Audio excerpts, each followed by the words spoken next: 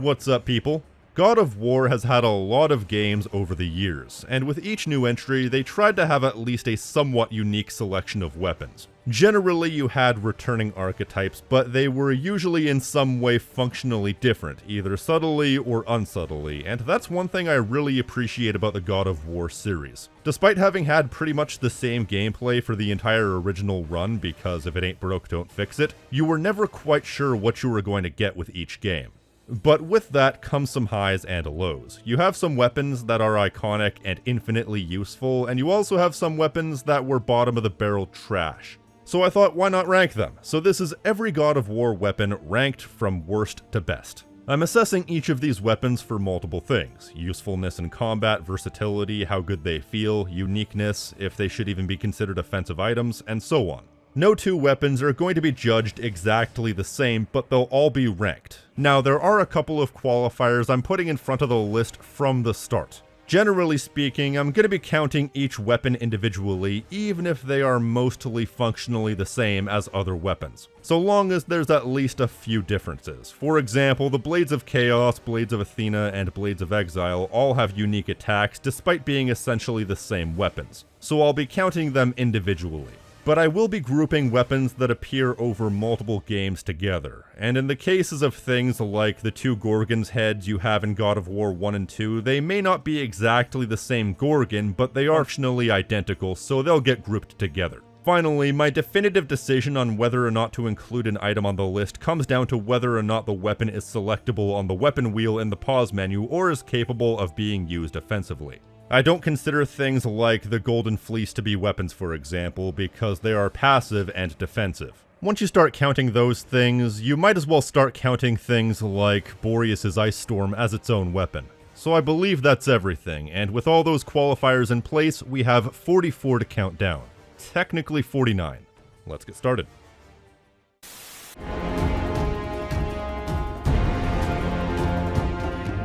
Okay, so I'm not gonna lie, I was under the assumption that an item from Ascension was gonna place at the bottom of the list by default, seeing as I consider that game the worst in the series, but then I replayed Chains of Olympus and found that for some reason, the shield is a selectable weapon in the weapon wheel and is upgradable.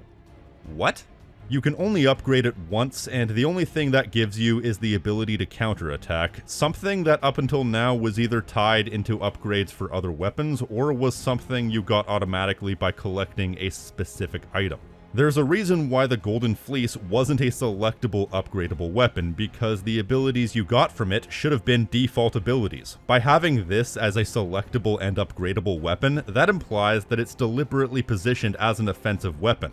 And as an offensive weapon, it's the most useless weapon in the game and the series by default because you can barely use it offensively. That's the point. Defensive items shouldn't need to be upgraded. I have a theory that this was only a thing because Chains of Olympus really didn't have a big selection of weapons, given that it probably had limitations on space, which would also explain why it's only a 4-hour game.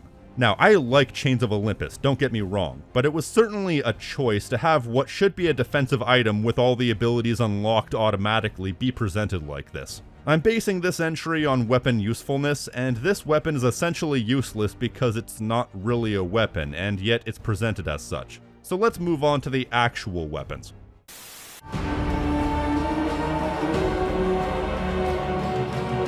Actually, not yet, because I'm honestly not even sure if I should count the Eyes of Truth, because it's primarily used as a puzzle item in God of War Ascension.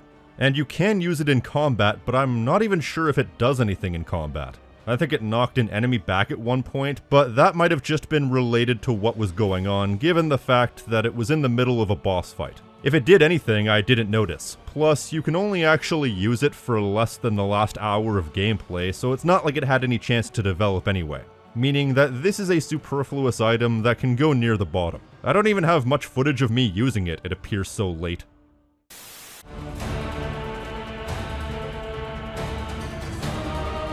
Alright, so something of a repeating theme on this list is going to be ranged only weapons kind of sucking, because usually ranged weapons are more about contextual usage over actual power. You know, an enemy's far away and you can't reach it, so break out the ranged weapon. but at the very least you can usually rely on them being fairly useful once you upgrade them, but the Light of Dawn from God of War Chains of Olympus is not that. It's painfully slow to the point that you can be interrupted by a snail coming off the effects of MDMA. Let me know in the comments section if that made any sense. Literally being able to shoot faster is considered a feature worth putting as the upgrade. So they knew it was slow and weak, a deadly combination, but never carried that thought far enough to just make it faster, or make it more powerful. Plus it also takes something like 7 shots before you can take down a single archer late into the game. Archers, by the way, being the most ineffectual enemy in the game. So its speed to damage output ratio is dreadful. The biggest feature you get by upgrading it is the charged shot, which takes forever and a day to charge up. So of all the ranged weapons in the series, it's a race to the bottom, and this one absolutely places at the bottom for me, no question.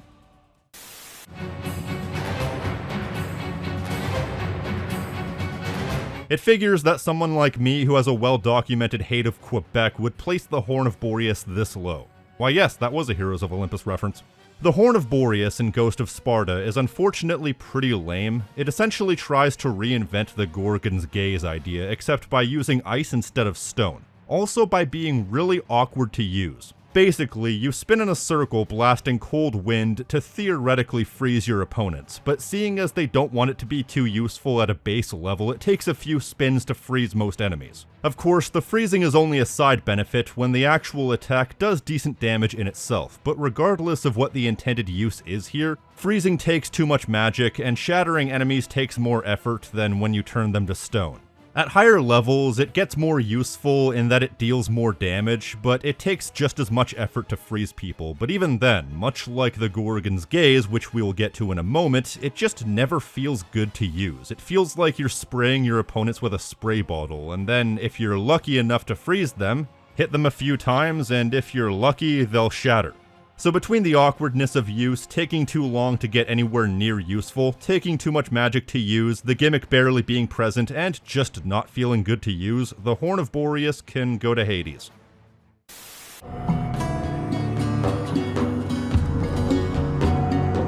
You know, I knew from the moment that I used the Barbarian Hammer in God of War 2 that it was gonna place at the bottom or near the bottom of the list, because let me tell you something. This hammer is unwieldy, its attacks are slow, so it's really easy to get interrupted, and most damningly, you can't actually dodge roll while you're using it. Literally, one of your 2 defensive maneuvers is inaccessible while you're using the Barbarian Hammer. That completely shoots any usefulness in the foot. So your attacks are slower and your defense is handicapped because you have no means of making a quick getaway, basically making both attack and defense much harder.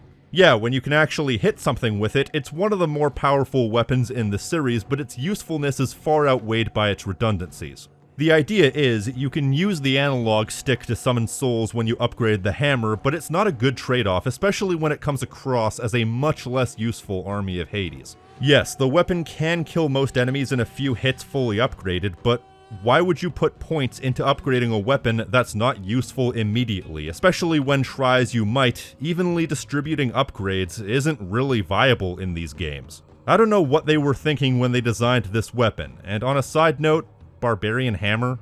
Really? Look at all the weapons in the series. Poseidon's Rage, Atlas Quake, Nemesis Whip, Barbarian Hammer. There's no decent branding. It doesn't even have a cool name like Spear of Destiny. What a pile of crap this weapon is. If you're a fan of the weapon, I guess I'm sorry.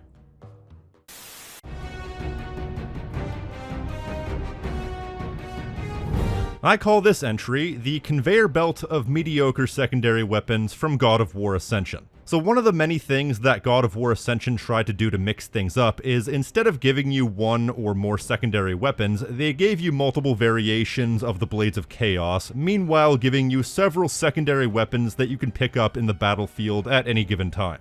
And much like many ideas in Ascension, this was a decent idea that didn't really work in practice, mostly because none of them have any depth of usage. They wanted to have it to where you don't switch between weapons, you control the secondary weapons and the Blades of Chaos simultaneously. which relegates the secondary weapon usage to the circle button alone, meaning that at most you have a single combo that you can do with every secondary weapon, making them all very vapid as far as mechanical depth, which is probably why they had multiple weapons, but it just means you have 6 mediocre weapons instead of 1 good weapon. As a matter of fact, forcing the secondary weapons to commingle with the Blades of Chaos meant that they had to rearrange the controls in the game in such a way that completely messes with my rhythm. So much of this game was actually sacrificed on the altar of this gimmick, surprisingly, and as to not outshine the primary weapons or any of each other, none of them are particularly useful generally, but since I'm bundling them all together, I might as well rank the 6 of them. Alright, from worst to best. Kratos' fists, the club, the sling, the spear, the shield, the sword. I won't elaborate because then we'd be here all day. Moving on.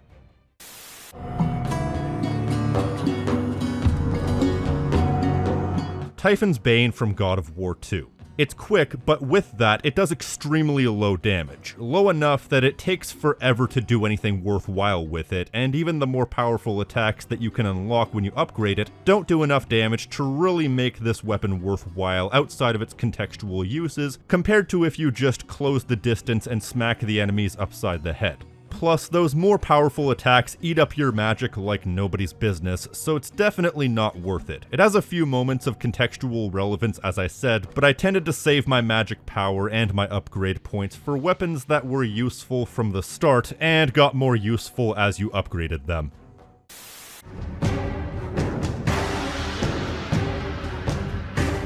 The Head of Helios is definitely the most brutal item in God of War 3, literally being the severed head of a god that you can carry around as a usable item. Surprisingly though, it wouldn't be the last time that Kratos carries around a severed head, although Mimir is a bit more talkative. And before anybody says it, I know that Helios isn't technically a god, but he is in this game. This is easily the weakest item in the game, and one of the weakest items in the series because it has no offensive capabilities, and even defensively, it's not a powerhouse. I mean, it's so inconsequential, I often spaced on the fact that you can use it to make non-corporeal enemies reappear. The idea is, you use flashes of light to stun your opponents in order to open them up for attacks, but you can only stun 1 or 2 of the horde of the enemies in front of you at a time. You can stun a whole group of enemies if you charge it up, but while charging it doesn't take a super long time, it takes long enough that it leaves you open to attacks, and even if you do stun an entire horde of enemies, they're only open for a second or 2. So there was never a point in the game in which I found the Head of Helios particularly useful when I could have just wailed on the innumerable hordes in front of me. Even if one of them were to block, you can cover more ground easier, quicker, and with less risk to your own health if you just use the amount of time it would take to charge up the Head of Helios to just attack with one of your standard weapons. So the Head of Helios gets the wooden spoon for the best game in the series, but at least it only uses item power instead of magic power, and it's more of a puzzle item than an item meant for primary combat usage, so I won't be too harsh. But it's definitely still pretty useless.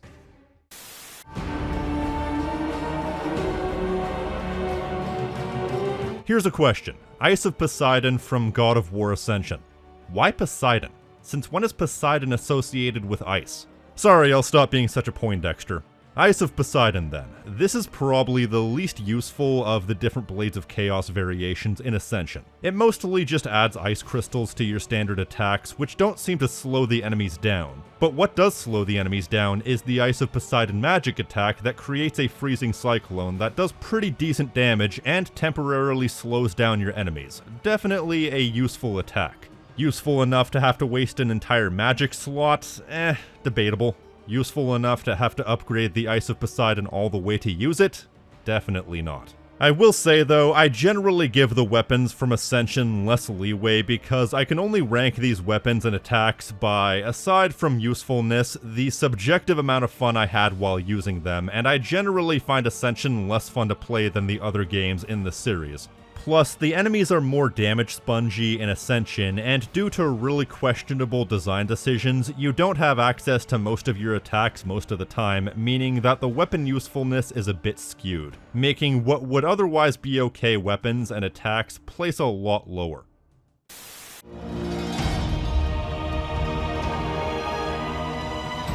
Soul of Hades is a pretty decent variation of the Blades of Chaos from God of War Ascension. Good special attacks, especially that Wave of Darkness, and every time you end your combo with a nice slam into the ground, it summons a soul from the depths of Hades and has them smack your enemies. And the magic attack, as mundane as it is given the concept, summons a whole heap of different souls from Hades to smack your opponents.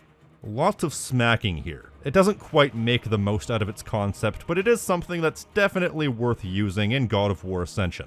But saying worth using in God of War Ascension is akin to a meal worth eating in a mediocre restaurant.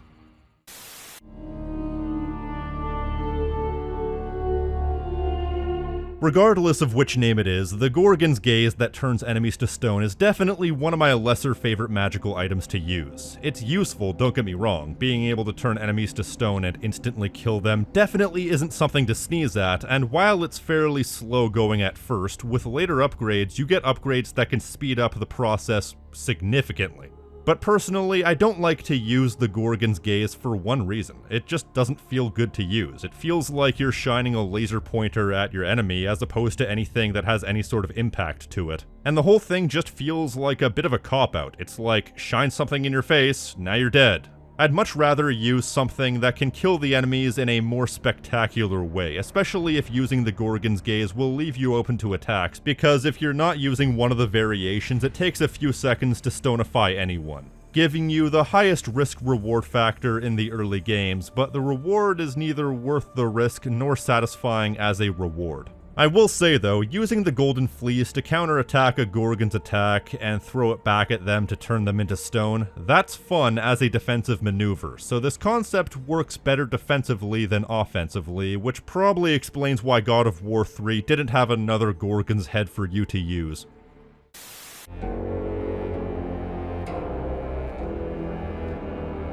The Boots of Hermes are primarily used as a contextual item to navigate certain areas in God of War 3, but in combat you can use the boots to charge into enemies to do small amounts of damage, and I mean small amounts of damage. At one point as an experiment, I decided to see how long it would take for me to kill a couple of enemies using nothing but the uncharged Boots of Hermes attack, and I lost count of the amount of times I used them.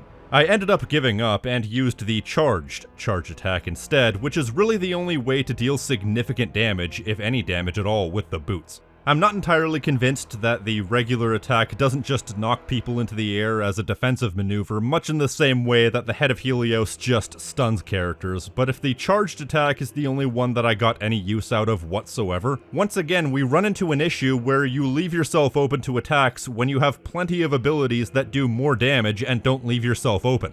But I'll give the Boots of Hermes some leeway because it's not meant to be anything more than a supplementary item, and it's one of the items in God of War 3 that doesn't take any magic power to use, but rather a secondary item power bar, which regenerates really quickly. But it's still not something that I go out of my way to use.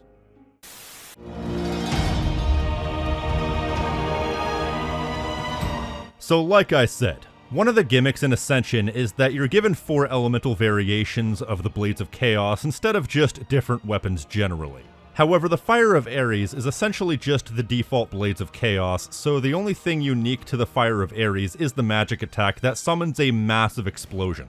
And in fairness, it's actually a pretty good special attack. One of the things they did with this game that I kind of hated is they made it to where you have to max out the elemental powers in order to unlock the magic attack.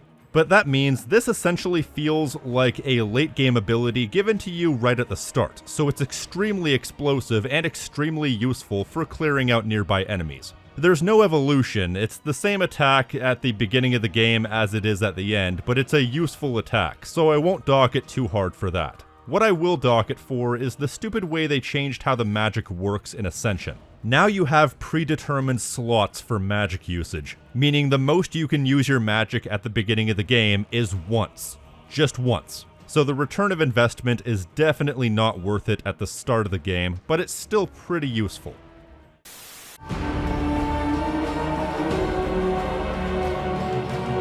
Lightning of Zeus from God of War Ascension is definitely the Blades of Chaos variation that I used the most because it does chip damage on top of your standard attacks. So after your attack, you have a brief moment where you deal extra damage to all the enemies around you, and the magic attack? hot damn. You create an entire sphere of electricity that absolutely massacres everybody around you. This right here is my go-to attack in God of War Ascension. Maybe it's not objectively the most useful attack, but it's the one that I got the most use out of. The special abilities I didn't get the most use out of, mostly because they're pretty slow, but that magic attack is so useful that it elevates this variation of the Blades of Chaos to the top of the list. At least the top of the list of the different variations, still far from the top when it comes to the entire series. Anyways.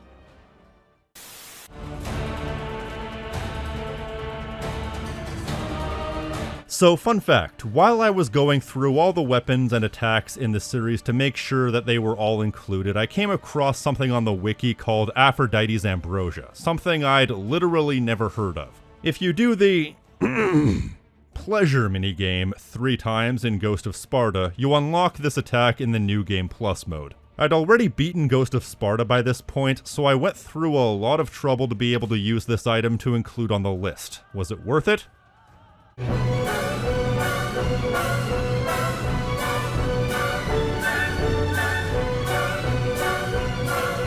Yeah, I think that about sums it up. There's no depth to it because it's essentially just a single overpowered attack, and since it's essentially only a bonus attack for the enthusiast, I can't exactly place it above weapons and attacks that attempt to take themselves completely seriously, but I can accept it as a fun little bonus attack.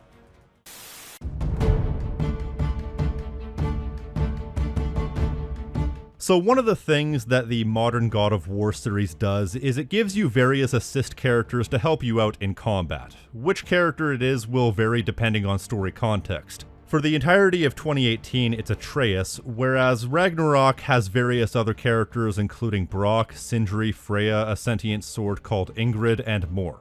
As generally varied as all these different characters are in how they attack, from a gameplay standpoint, they all do functionally the same thing. They assist you on the sidelines relatively independently, and you either press the square button or hold the square button to have them do one of their attacks. There's a lot of differences to the abilities that they can have, and what specifically pressing the square button will do, but it all comes down to pressing the square button, so it doesn't add much, but it's a supplementary addition to the gameplay on top of the primary gameplay that doesn't get in the way.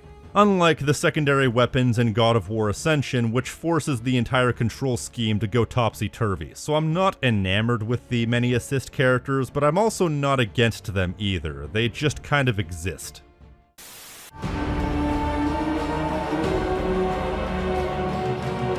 The Oathstone of ORKOS is an item that creates a temporal clone of Kratos in God of War Ascension. Aside from being used to clever effect in various puzzles, it's also fairly useful in combat, because being able to create a temporal clone of yourself means that you can get the heat taken off of you for a few seconds while you recover.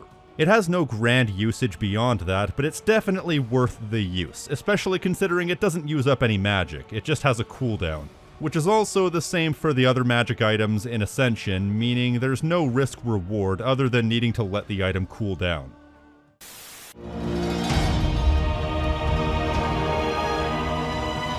So the Amulet of Uroborus from God of War Ascension definitely doesn't get its money's worth from being an offensive item, but for what it is, it's actually surprisingly useful. Essentially, you shine it in your enemy's face and it slows them down for a short period of time. That might seem useless, but given how damage spongy some of the enemies can be in God of War Ascension, slowing even one down for a short period of time can be imperative. With that said, fully upgraded, it creates a sphere of time slowdown. Definitely worth the investment. Plus, it also creates some interesting puzzles with some very interesting utilization of the decay and heal elements, with some of the most impressive things I've seen as far as production value relative to their time.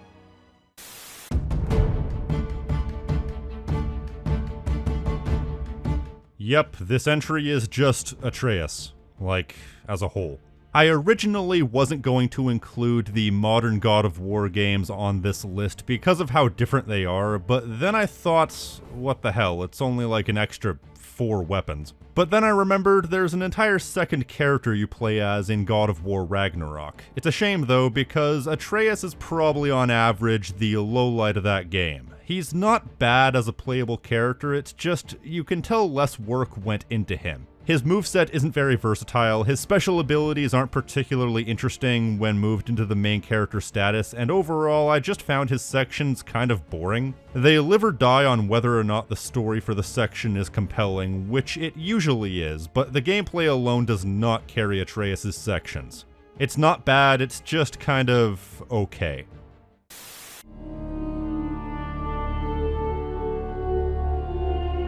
Zeus's Fury from God of War 1 I thought was pretty useless. There is a but here though. I mostly used it contextually, taking out archers and other out-of-reach enemies to progress, because in actual standard combat it doesn't do enough damage to justify the amount of magic it uses, and it's pointless to only be aiming a ranged attack at one enemy in front of you, when chances are you're going to be having several enemies swarming you at any given time. Given the fact that it draws from the same pool as things like Poseidon's Rage and Army of Hades, it only makes it all the more useless to use this outside of the specific context it's needed for. That is until I fully upgraded it and found you can use the fully charged attack to two-shot Cyclopses. Even the Army of Hades can't manage that. So at its base level, it's pretty useless, but if you're willing to put in the effort to fully upgrade it, and it's the cheapest weapon to fully upgrade in the first game, you can use it as a trump card against the most powerful enemies in the game. Now that's pretty cool.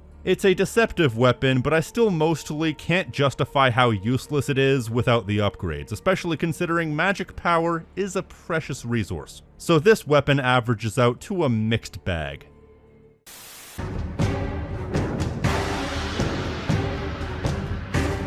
God of War 3 has 4 main weapons. If I were to pick the worst out of the 4, the Nemesis Whip would definitely be the one that gets the wooden spoon for me. Which I know is going to be an unpopular opinion. It comes down to 2 reasons. 1, the unique gimmick is interesting, but in practice doesn't really work out all that well in my opinion. During your combos, you can hold down the buttons for a short amount of time, which will have the Nemesis Whip pause in place between strikes. The problem is, I found this to be an interruption to the combat and also leaves you open to counterattacks, because it's entirely possible while you're holding 1 or 2 enemies in place with a stalling attack, some other enemy might take the opportunity to get you from the rear. The other reason this is the lesser main weapon in the game is simply that it only has 2 main combos. There's no mixing and matching here, just mash square or mash triangle. And the triangle combo is obnoxious because it always launches you into the air regardless of if you want it to or not, which makes it awkward to use at times. This is an interesting concept that really wasn't fleshed out very well, which tells me that this weapon was the least playtested out of all the main weapons. The magic attack that's tied to this weapon is alright though. It's essentially just Kronos' Rage from God of War 2, and if it were a standalone magic attack, I would dock points for it being the same thing, but since it's paired together with something else, I'll give it some leeway. Plus, it helps that the attack it's copying is, spoiler alert, one of the best in the series. I don't hate the Nemesis Whip, I'd say it's below average for the game it's part of, but still on the good side in the series overall.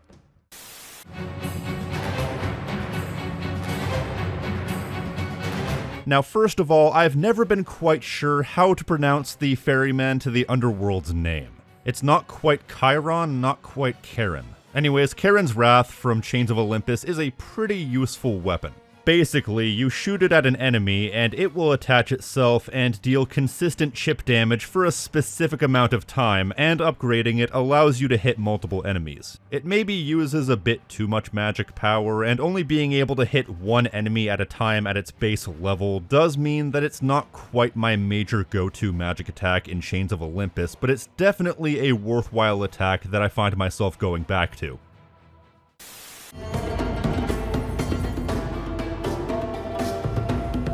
You know what I like about the Bow of Apollo from God of War 3 as opposed to something like Zeus's Fury? It's a ranged attack, but doesn't use any magical power. It uses the same meter that the head of Helios and the boots of Hermes use, which means you don't have to draw from the same pool as things like the army of Sparta in order to use it, making it infinity billion times more user-friendly than the ranged attacks of yore. It doesn't need to do any major damage because it doesn't need to scale to the same degree as the other magic attacks. It can comfortably be a supplementary attack to fit in between your major attacks that does a decent amount of damage, but damage that balances itself to how quickly the item bar recharges. The Bow of Apollo gets my approval. Even when it's fully charged, it doesn't do an insane amount of damage, but it's balanced well enough in every other regard that I'm okay with that. That said though, if this is Apollo's bow, where's Apollo?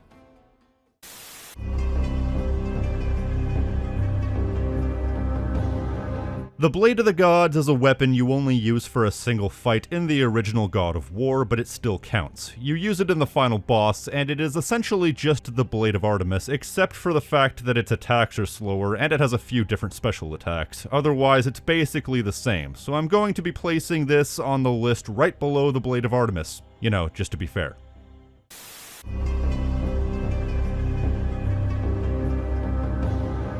The Blade of Artemis from God of War 1 simply feels good to use. Now, Artemis is the goddess of the hunt, so presumably this is her hunting knife, and that makes me chuckle.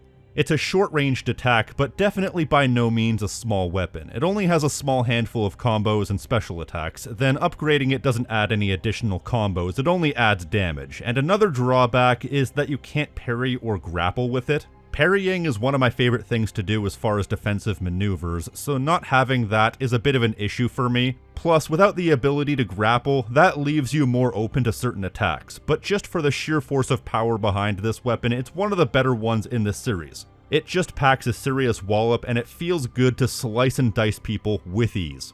Now, to be fair, the ease of use and versatility is still much higher than the Barbarian Hammer, which is why it's placed this high, but to be honest, the Blade of Artemis was incredibly hard to place because its drawbacks are too big to ignore. At its best, it's one of the most useful items in the series, but at its worst, it's, well, not. So I think this is a fair place to put it.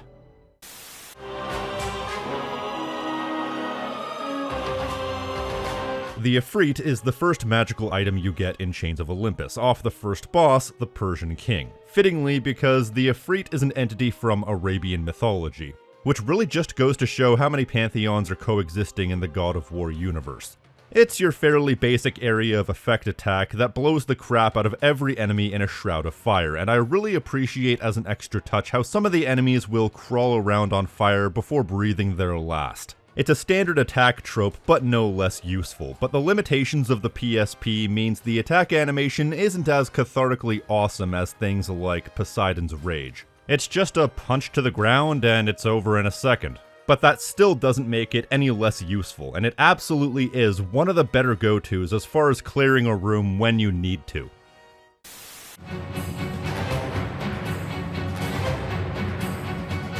So the Scourge of ERINYS from Ghost of Sparta is sort of a combination of multiple attacks. It has the set and forget functionality of Cronus' Rage, combined with the single enemy focused chip damage of Charon's Wrath, sprinkled with the auto-tracking nature of the Army of Hades, and it honestly works pretty well. It auto-tracks and kills people. It does exactly what's advertised. Plus, it also opens enemies up to further attacks, which is really useful in Ghost of Sparta considering how many enemies have annoying grapple attacks. More than anything though, its most useful feature is that it actually pulls a leech seed and gives you bits of health that it drains from enemies, meaning that if you're low on health and high on magic, you can use one to get the other. However, because it drains health, they had to compensate by making it use up a lot of magic power, so it's not nearly as endlessly useful as some other magic attacks, but while I might use it less than, say, the Eye of Atlantis, it's still something that I keep coming back to.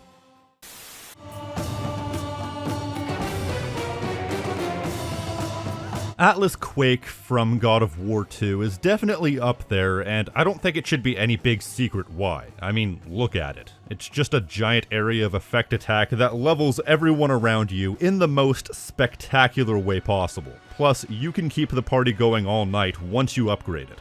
This is a simple, dependable magic attack, but I do have to dock points for it being functionally a rehash of Poseidon's Rage from the first game. Not in a literal sense, but definitely in a functional sense. But still, it's a simple, dependable attack, useful for dealing damage to everyone around you if you're getting swarmed, making it the perfect crowd clearing attack if you have the magic.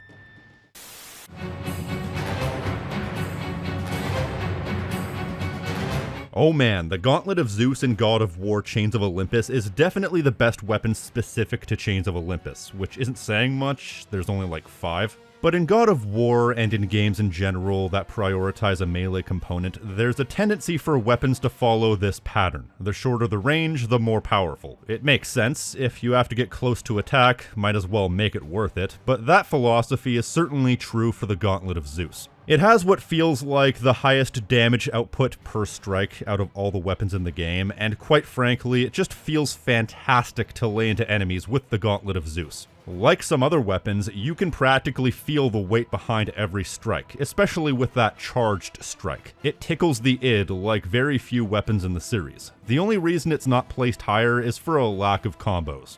It only has a small handful, but this weapon definitely pulls its weight in other aspects, so a lack of versatility isn't that big of an issue. Sometimes I'll even use it more than the Blades of Chaos, which may or may not be sacrilege.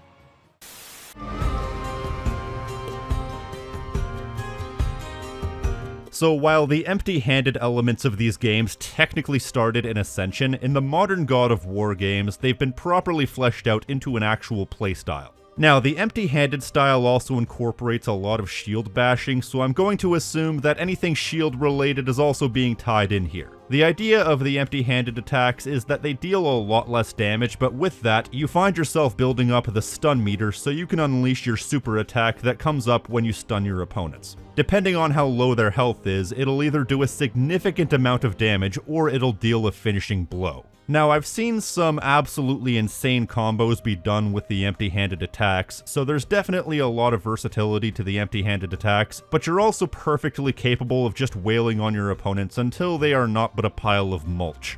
As far as audio-visual feedback, this certainly benefits from the modern presentation. It definitely is my least favorite style of fighting in the modern God of War games, but it's still something that I enjoy doing if I really have to. It's probably good that modern God of War pared everything down to a small handful of attack systems that work instead of trying to have a lot of variation to mixed effect. The empty-handed element is certainly an example of this. Plus, I never get tired of kicking people off ledges. Look at them go!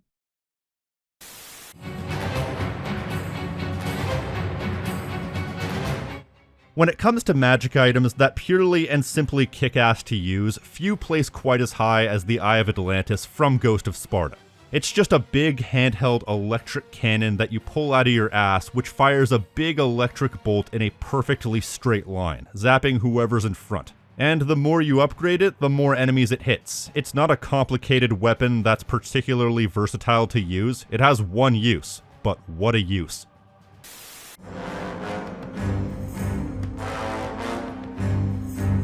It should be no surprise that the Blade of Olympus is overpowered and really fun to use. You can only use it as a recurring item in the New Game Plus mode of God of War 2, and it's also the weapon you get in the Rage of Sparta mode in God of War 3. And really, it just feels good to hack through enemies like a hot knife through butter in either situation. Well, at first anyway. In God of War 2's New Game Plus, you can even upgrade it a couple of times, and fully upgraded, it's otherworldly levels of powerful, shooting a beam of pure energy with every attack. Amazingly, it's actually less powerful as the Rage of Sparta weapon in God of War 3, but hey, having a weapon exclusive to Rage of the Gods is a very fun and unique idea, and makes it feel much more special. Plus, it has its own range of varied attacks, which helps. Making it exclusive to the Rage of Sparta mode was a good idea because it's honestly so overpowered in God of War 2 it makes the game less fun after the power fantasy novelty fades away, because it eliminates all challenge from the game. So as a supplementary weapon to faff around with once you're done being serious, it's good, but it's also possible for something to be too overpowered. So it wouldn't have nearly placed as high if it weren't for how it was implemented in God of War 3.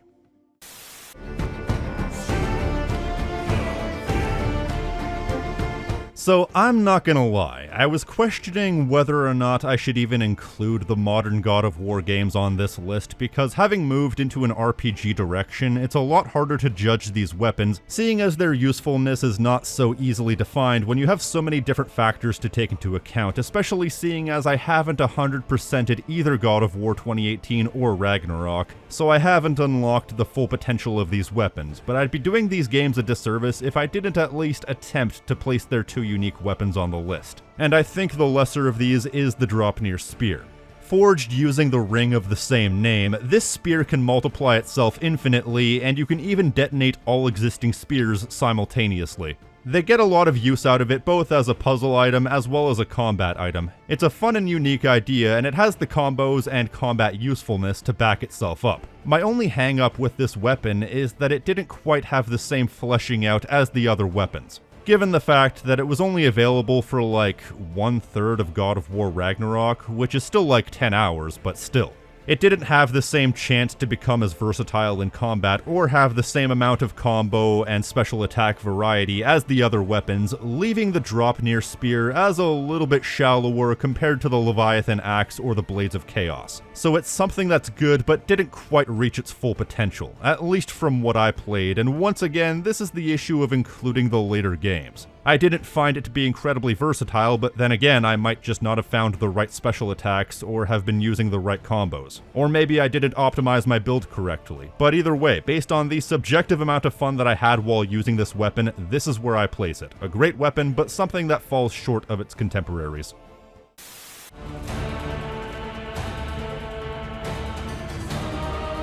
The Claws of Hades from God of War 3 are weapons that I would definitely use anytime. As a matter of fact, it has prime secondary weapon potential, something that could be interchanged with the main weapons without hesitation. If this was, for example, swapped with the Blade of Artemis, I would probably use the Claws of Hades just as much as the Blades of Chaos. However, as far as God of War 3 is concerned, it's still only third best, which is just a testament of how great the combat is in God of War 3.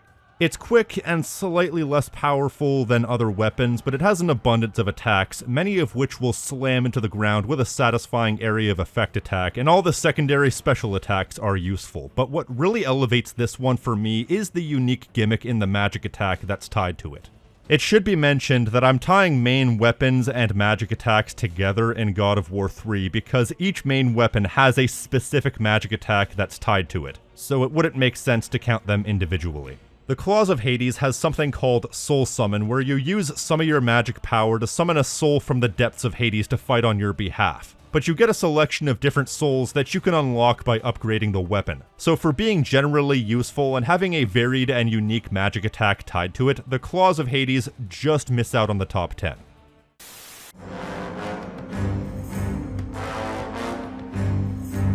The Spear of Destiny is a worthy secondary melee weapon in God of War 2. It's long-ranged, it has a good amount of attacks, it's extremely quick, and it has a good impact behind it. Best of all, you can actually use both your defensive maneuvers while using it. You don't have a significant amount of combos, but you can mix and match strong and light attacks, and they'll always end in the same way depending on what the final hit in the combo is, and conceptually I think it's just a fun weapon in how it's designed. Like how you can knock people into the air and air stab them a few times, and then blast them in the face in a method that I like to call the pokey shooty.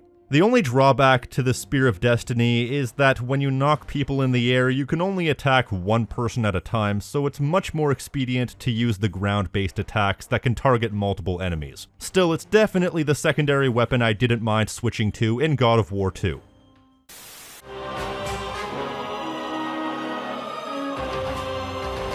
The Arms of Sparta from Ghost of Sparta is the personal spear and shield that Kratos used while he was the general of the Spartan army, which is actually a pretty neat detail. Although unlike the Draupnir spear, they never quite get around to establishing why the spear keeps reappearing in his hands after he throws it, probably the magical ability of suspension of disbelief. Its melee attacks are short-ranged, but the damage output is solid. Both the spear and the shield get some good contextual usage, and it generally feels good to use. It doesn't have too many combos, but the combos that are there are intuitive, and I never get tired of the crunchiness of slamming your foes with the shield. More importantly though, the Arms of Sparta has quite a few special abilities. Multiple standard specials, charged specials, you name it. And of course, you have the ranged aspect, making this probably the most useful ranged attack in the original series because its use far exceeds the ranged element, unlike other weapons of its ilk. So for versatility, variety, contextual usefulness, and overall enjoyment, I happily put the Arms of Sparta this high up on the list.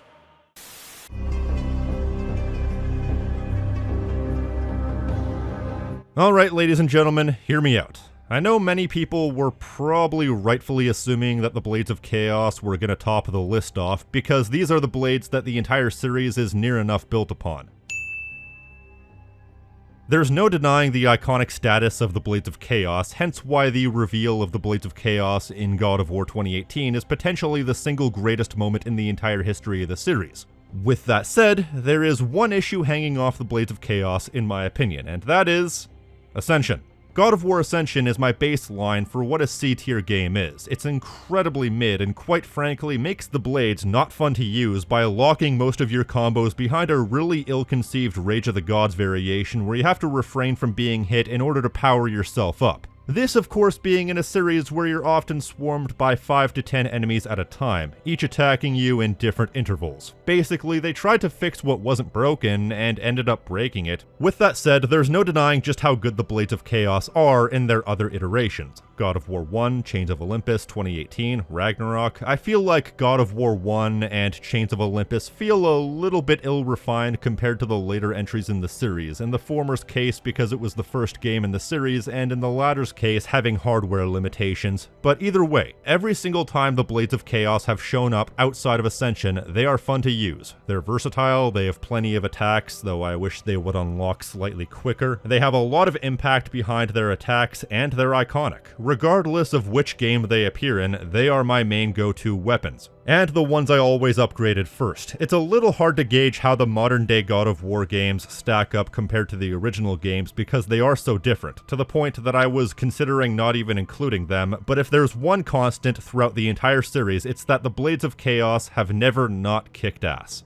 Except for Ascension.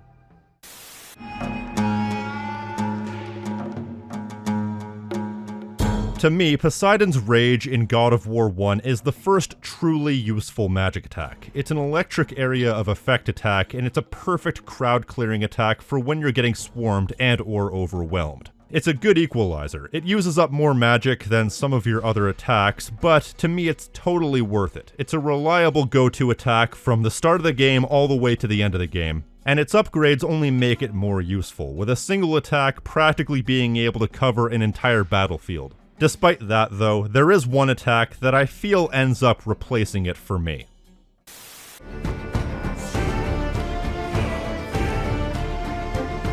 To be clear, the Blades of Chaos are more fun to use in the modern games, but as a full package, the Leviathan Axe has a better batting average. I'd say with the exception of the Blades of Chaos, the Leviathan Axe is probably the most iconic weapon in the series, at least to those who were open-minded enough to not reject the Norse games on principle, or because they were told by some YouTuber that the new games are a disgrace or something. And that's because it's the main weapon of the games that are statistically speaking at the time of writing the most played God of War games in history. But it doesn't get a pass based purely on iconography. The audio-visual presentation of the latter-day God of War games are simply dynamite, so this weapon couldn't feel any better to wield if it were actually in your hands. And given the fact that Ragnarok introduces haptic feedback, I'd say that might not even be much of a stretch. Given the fact that this game endeavors to streamline things to a certain extent, the Leviathan Axe, acts as both a melee and ranged weapon with the ability to throw it and recover it at any given time. The base amount of combos is pretty small, but with the amount of abilities and special attacks you get, and the additional ranged element, it's potentially the most versatile and adaptive weapon in the series. Combine that with a really good feel to the weapon and the addition of a significant amount of combat depth in Ragnarok, and this is easily one of the best weapons in the series.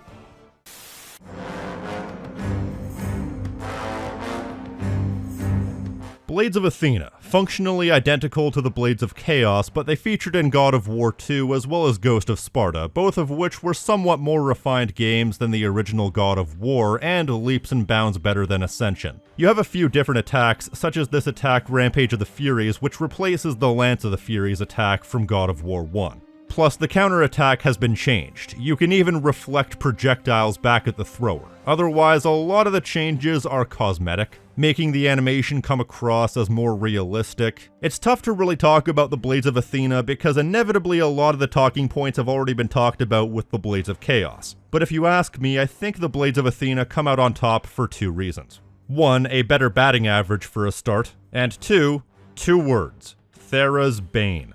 I agonized a bit over whether or not I should include this as its own entry because Thera's Bane has its own upgrade slot in the menu, but I figured if I counted the two Gorgons as the same entry, I should probably do the same for this, seeing as it's basically just an upgrade for the Blades of Athena. But what an upgrade. You temporarily infuse the blades with fire, which increases its damage, breaks through armor, and with certain attacks, leaves your enemies with a timed explosive strapped to them. It's a great enhancement for them to throw in here, and it uses the same recharging item bar from God of War 3, so you don't have to expend magic power to use it. It's a very useful and very satisfying addition to the Blades of Athena. So the Blades of Athena get the nod in this case, but they're still mostly functionally the same as the Blades of Chaos, as well as another weapon we'll get to in a minute.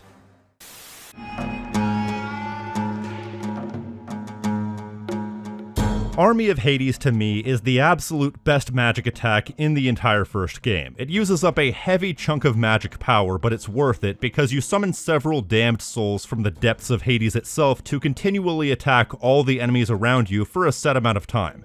It can basically hold a small army aloft and deal chip damage while also stunning them, leaving them open for you to attack them. It's so incredibly useful. The only drawback is it takes a lot of magic power, as I said. So even with a fully upgraded magic bar, you can only use it like twice, but it's absolutely worth it, especially in the harder fights when they break out the more powerful enemies. It's a simple concept, essentially summoning a couple of NPCs to do the work for you temporarily, but it's so perfect for so many situations.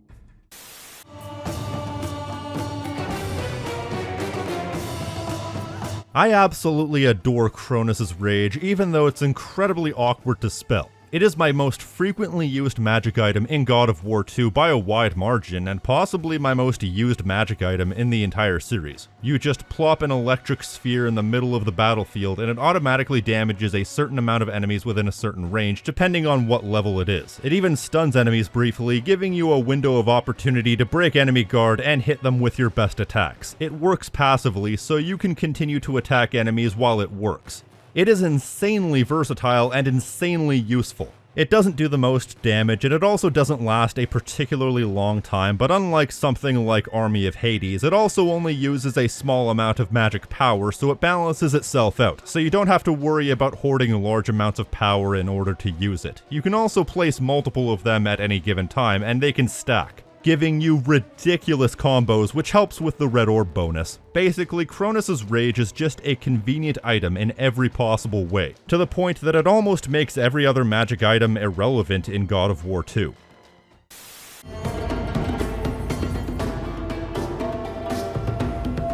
Now, I have no idea how to pronounce this. NEMESIS? Whatever the case, these are the gauntlets that you get by beating Hercules in God of War 3. To say they pack a punch is seriously underselling these weapons, and also a bit on the nose.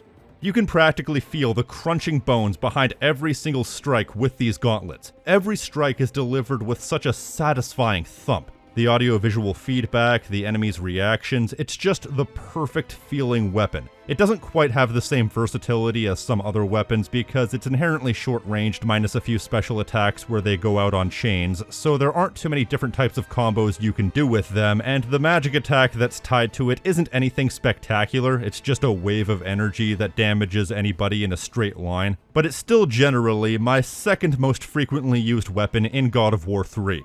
Looks like we got some foreshadowing.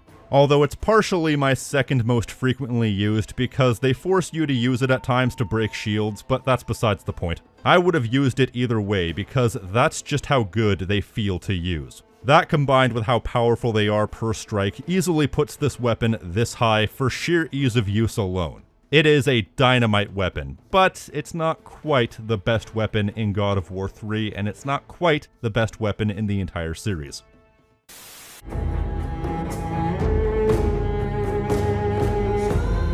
Okay, so as much as not placing the Blades of Chaos at the top of the list might piss some people off, there was definitely going to be a 100% chance that the Blades of something were going to place at the top of the list. And for me that goes to the Blades of Exile, the chain blades given to Kratos at the beginning of God of War 3. This is mostly my own personal bias seeping through because I simply find God of War 3 as a total package the best game in the series by a significant margin. But hey, being the best weapon in my favorite game kinda makes you win by default. It has a lot of the same basic combos as the other Blades of Blank, but with a little bit of switching around of special attacks, rearrangement of combo attacks, and a few unique elements in its own right, including the magic attack that's tied to the Blades of Exile, the Army of Sparta, which is a very useful crowd clearing attack that drops a shield wall on top of you and damages anybody within a certain radius, and fully upgraded will even give you the ability to rain arrows on top of everybody left. It's a very useful magic attack that's also fairly unique. The Blades of Exile have the same versatility and variety the other chain blades do, while also feeling simply smoother and more refined as weapons than what came before.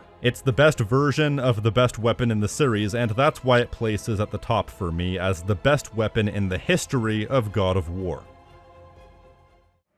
Alright, well that was yet another ranking video in the books. I hope you all enjoyed it. I'm thinking I might want to do God of War bosses next. The only issue with that is that it's already been done, so I'm not quite as committed to the idea since I know whatever I have to say has already been said, but I'm still interested. Let me know in the comment section if you're interested in hearing me talk about God of War bosses. Now, if you like what I do here and want to support the channel, you can do so by liking this video, subscribing, and hitting the notification icon so you're always up to date on what I'm doing. And if you want to support me in a more direct fashion, you can pledge to my Patreon for unique perks and rewards like early access, exclusive content, and Discord benefits, just like these fine folks right here.